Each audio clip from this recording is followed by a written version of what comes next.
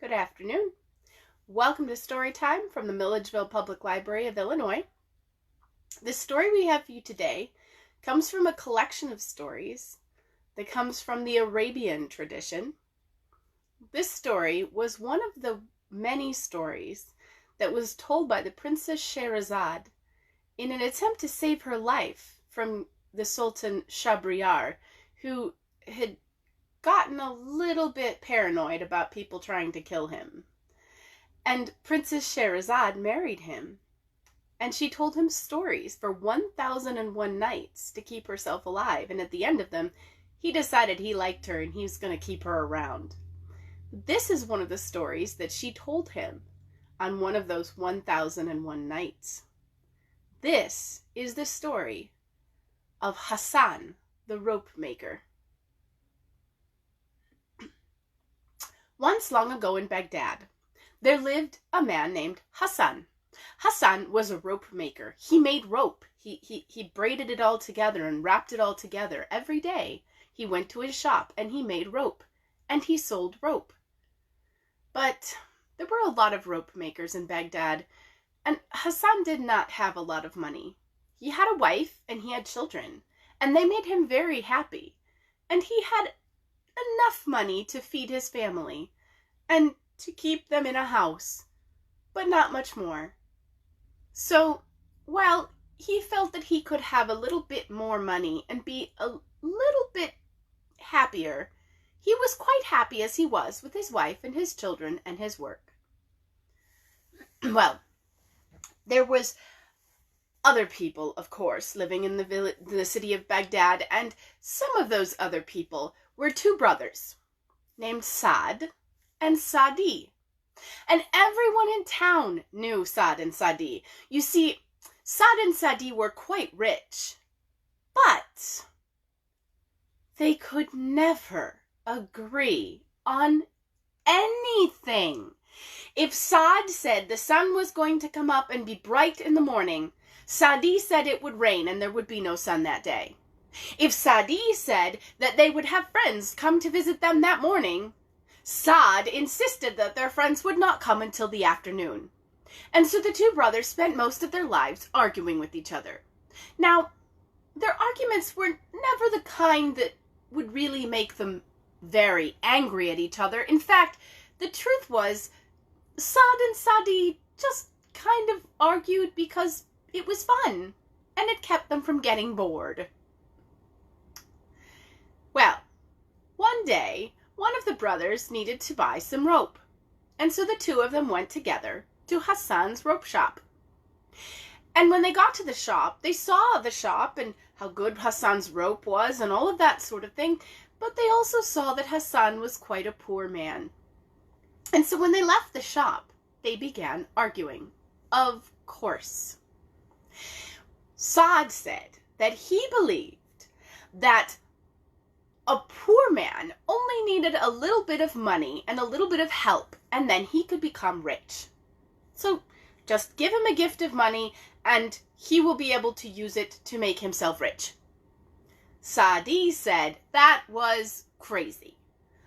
Only the grace of Allah could make a man rich. That was the only way. So they argued about it for a while. And eventually they decided that this was one argument they wanted the answer to. And so they decided to make a test. So the next day, Saad went back to Hassan's shop and he said, "Hassan, when I was here yesterday, I realized that you were quite poor and I am quite rich. So I would like to give you a gift. Here is a bag with 100 gold coins in it." Well, Hassan was quite astonished by this, and he had to talk to Saad for a little while to be sure that Saad did not want something for this gift of money. But Saad said no, he just wished to give Hassan a gift. That was all, and he said goodbye to Hassan and he walked out of the shop. Well, Hassan was quite astonished by this. A gift for nothing. He doesn't want rope. He doesn't want help with something. He doesn't want a favor. He just gave me 100 gold coins. Well, thank you, Allah, for the grace and the goodness of others. But Hassan was not exactly sure how he was going to get that gold home. You see, he was a poor man, and he didn't really have somewhere to hide the gold on him, and if he just carried it down the street, it would jingle, and that would get all of the thieves to come, and they would attack him, and they would steal the gold. And so he thought about it for a little while, and then he realized he had an idea.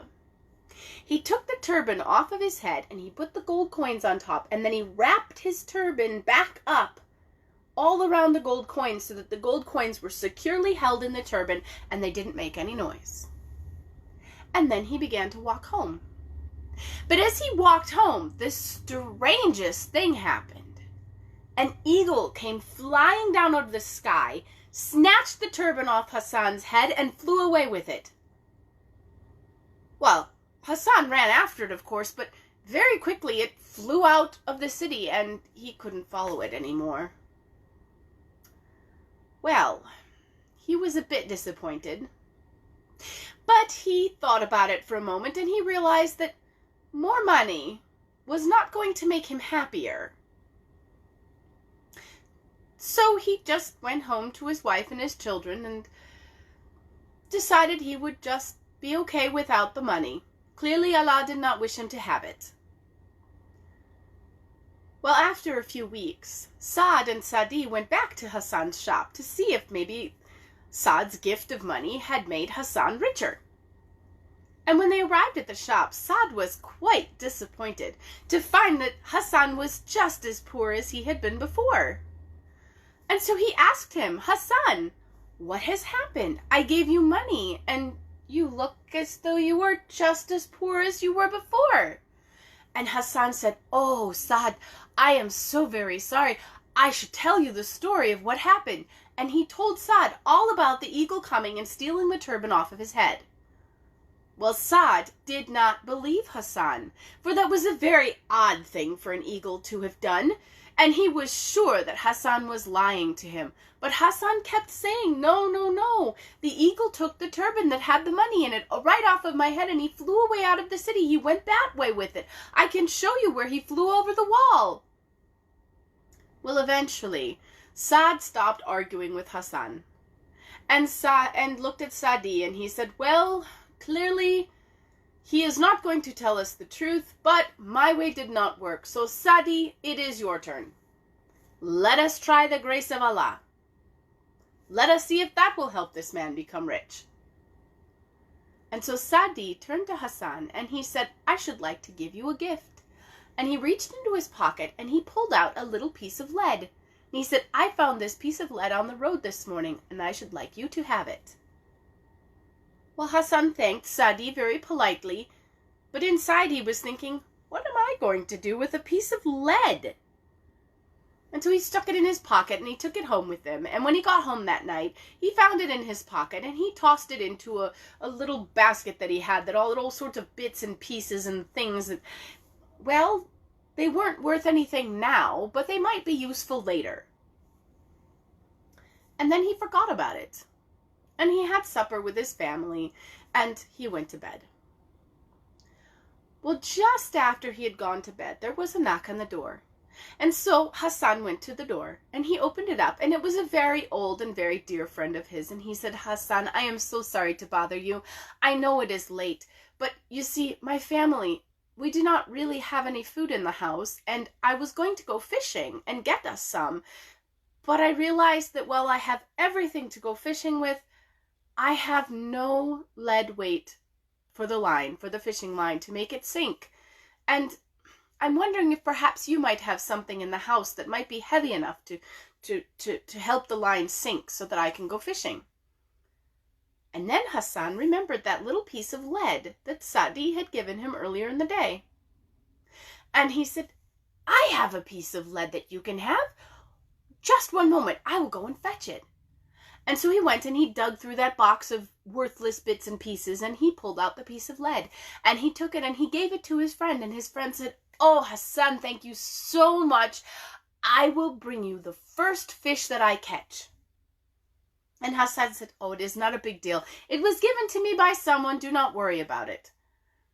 But his friend insisted that he would bring the first fish that he caught for Hassan. All right, Hassan said, all right, and his friend left to go fishing, for it is best to fish at night, for the fish are more active at that time, and Hassan went back to bed. Well, the next morning, as Hassan was getting himself ready to go to work, there was a knock on the door, and when he went to answer the door, it was his friend who had gone fishing. And he said, Hassan, thank you so much for that piece of lead. I caught so many fish, my family will have food for weeks.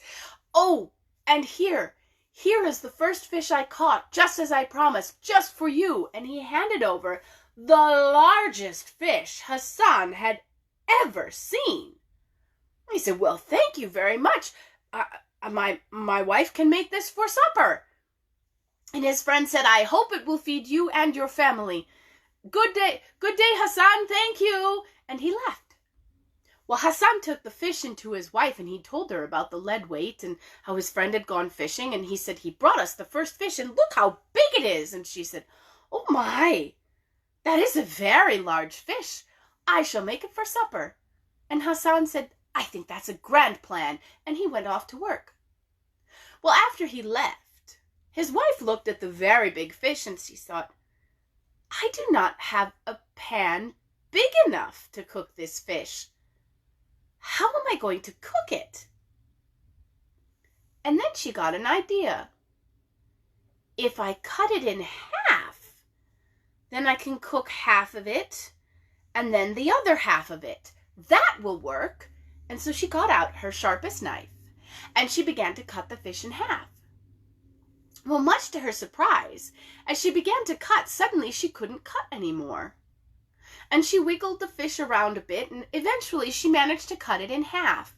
But as soon as she did, suddenly a great big sparkling rock fell out of the fish and rolled across the floor. Well, her children, who were rather merry children, saw this shiny thing rolling across the floor, and they went chasing after it, and they caught it up, and they said, Mother, look, it's a nice shiny ball. Can we play with it? And she said, well, yes, of course you may. And they began to play with it, and all day they played with it. They rolled it across the floor to each other. They threw it up in the air and caught it. They even found that if they dipped it in the water bucket a little bit to get the dust off of it, they could look and see their own faces in it. It was that shiny. Well, when Hassan came home that night for supper, his wife told him all about how she had had to cut the fish in half, and she had cooked it in the pan, half of it once and then half of it the second time.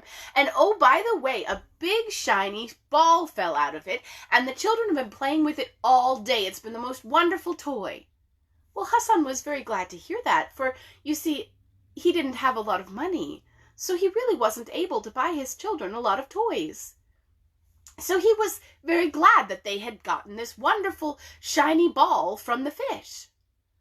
Well, just then the children came running into the room with their new toy to show their father. And they showed it to him. They said, Father, look, it's a nice shiny ball. It was in the fish, and it's a nice rock in it.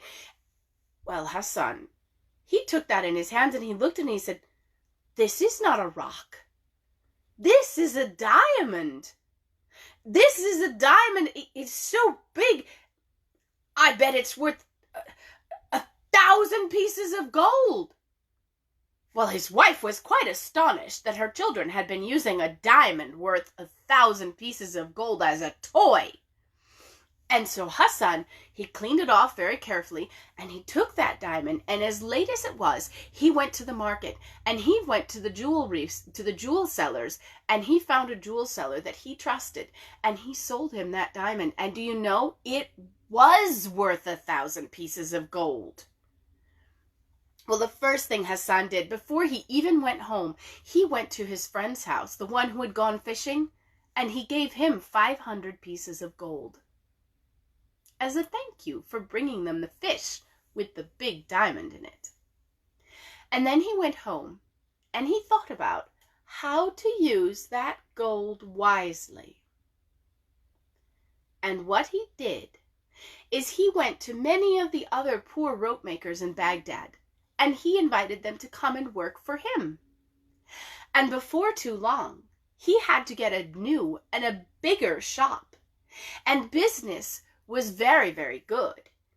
And before too long, Hassan was quite rich. But he was always very kind to the poor people in Baghdad, and he paid all of the other rope makers who worked in his shop very well, and he never stopped working himself. In fact, he rather liked still to make rope. Not all the time, of course, for sometimes he had to work on business things, but he still liked to make rope. Well, after a time, Hassan had grown so rich that he decided he would like to have a house in the country for him and his family, and to not have to live in hot, dirty Baghdad all the time. And so he bought himself a house out in the country. Well, obviously, he had to have servants for the house, and he hired a lot of servants for the house, and he paid them all quite well. And very soon, Hassan became very famous as the rich rope maker who was very generous and paid everyone who worked for him quite well, and took care of them like they were family.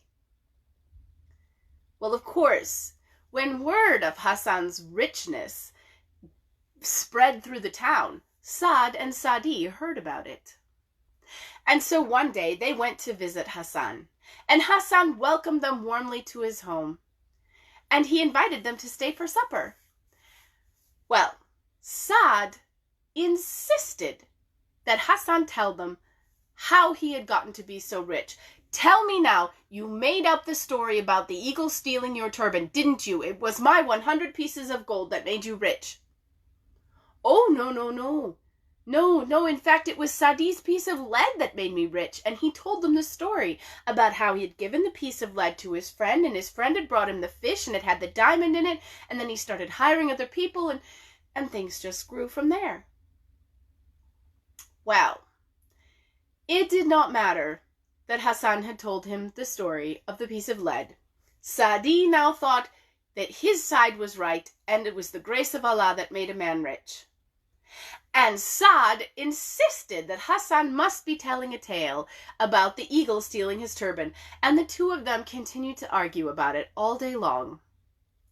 Well, before dinner, Hassan and the two brothers, still arguing, went out into the garden for a walk. Now Hassan, he really did not mind Saad and Saadi's arguing. In fact, he thought it was rather amusing. They reminded him very much of two of his children who liked to argue. And so he was smiling as he walked along, listening to the two brothers argue. And they were walking down the garden, and they got near to the bottom of the garden where there was a little group of trees. Now, remember, Hassan had just bought this house not too long before that, and so he hadn't really had a chance to explore it very much just yet. And as they were walking along, he was looking about him and seeing all of the things that were in his gardens, and he happened to look up at the top of the trees, and he saw something that looked rather odd at the top of the trees. And so when they got down to where the trees were growing, he said to Saad and Saadi, I am going to leave you with your argument for a moment. I want to climb to the top of these trees. I saw something rather odd up there. And so he did. He climbed up the trees, and it was not easy. But eventually he got up to the top of the tree, and when he did, he was quite surprised at what he found. And he took it from the top of the tree, and he brought it back down to the bottom of the trees with him. And when he got down to the bottom, he said to Saad and Saadi, look what I have found. And Saad said, well, it is an eagle's nest. And Saadi said, yes, but what an odd eagle's nest. It appears to have been made out of a turban. Yes, said Hassan, it has been made out of a turban. It has been made out of my turban, the one that the eagle stole off of my head with Saad's 100 pieces of gold in it. And he began to unwind the turban, and sure enough, suddenly, clunk, onto the ground fell out the bag of 100 pieces of gold. They counted them. They were all still there. And Saad said, oh, Hassan, I am so sorry. I did not believe you all of this time, and here you were telling us the truth. Saadi, you are right. It is the grace of Allah that makes a man rich, not someone else helping him out with money. And so they went in to supper together. And do you know, they had the greatest feast ever, and Saad and Saadi barely argued at all. But when they were leaving, then they began to wonder, who was richer, them or Hassan? What do you think? And that is the tale of Hassan the ropemaker, taken from the tales of the Arabian Nights or the 1001 Nights, whichever title you'd like to give it. I hope you enjoyed it, and I hope we will see you again on Wednesday at 3 p.m. Central Daylight Time here from the Milledgeville Public Library of Illinois on our Facebook page. We'll have another story for you from somewhere around the world. Have a great day. Bye.